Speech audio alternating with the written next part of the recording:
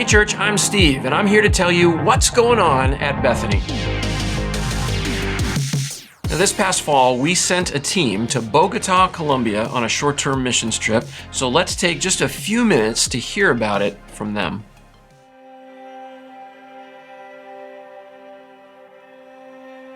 For people living in Bogota, it's definitely a third world country, just a ton of poverty. When people lose their job or medical bills are beyond what they can handle, rather than like a bankruptcy, they got to move out of town where it's pretty much just tin shacks and whatever running water comes across the ground, that's what you use, and really opens your eyes about what these people have to go through.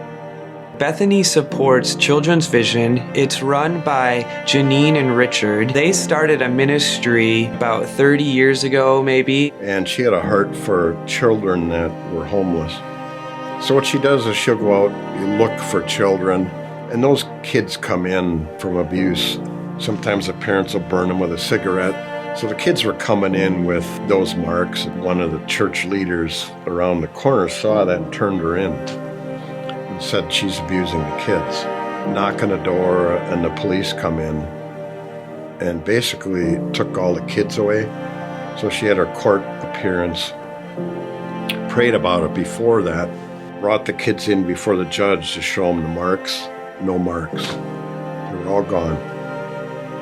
Judge says, I don't see any marks. You're free to go. So they left, got home, and all the marks were there. He had a plan for Janine all along. And then that evolved to providing a school for them and also being able to just raise them up in a godly home, so to speak.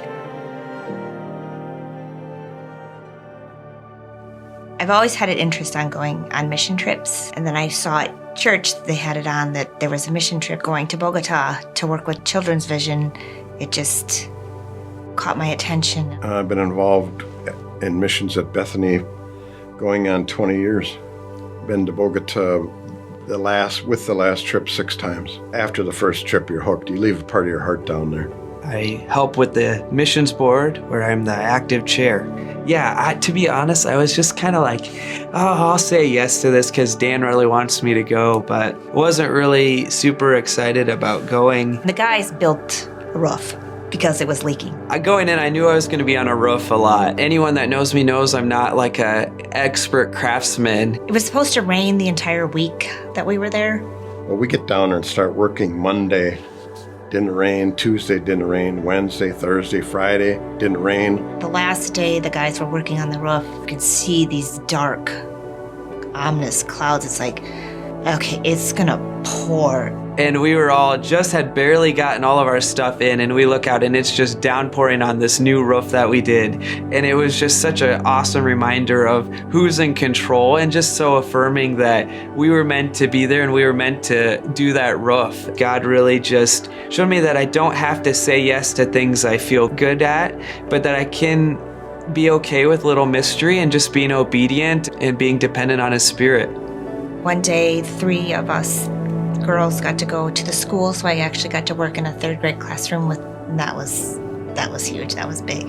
These kids have had rough lives, and you would see no sign of that. Just, they're so loving and giving, and their hugs and their joy just touches your heart. Sorry.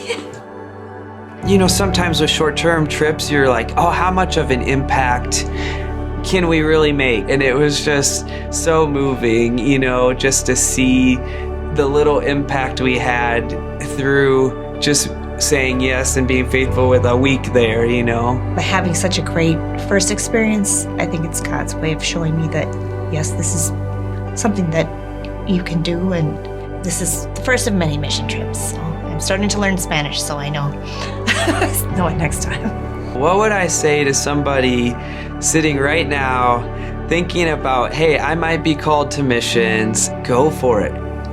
Say yes to that next step of going on a short-term trip, and you're going to get uncomfortable, and that's okay, but God will use that in profound ways, and He's done that throughout all of the history of the church, is, men and women saying yes to that next step of obedience.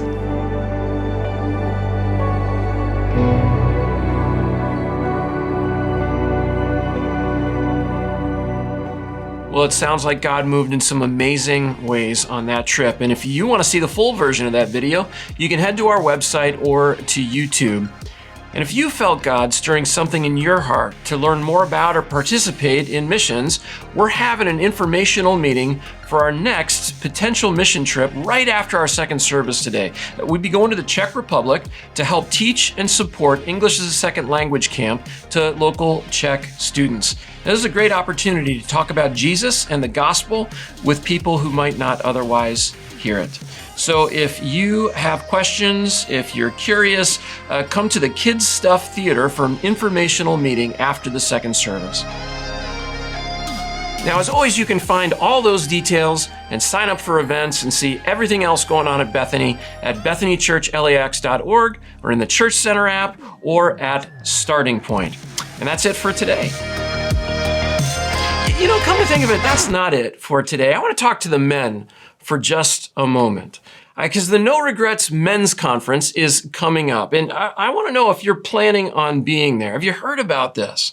Well, we need you to sign up so we know what the numbers are going to be.